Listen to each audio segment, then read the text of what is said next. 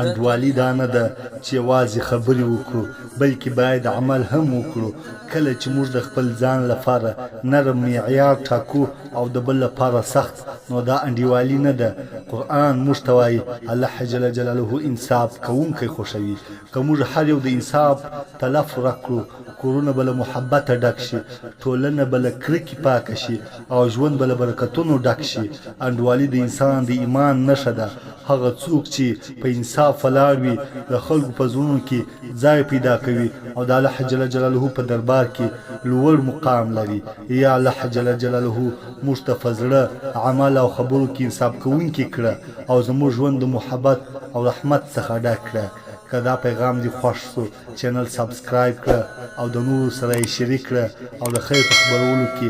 برخه واخله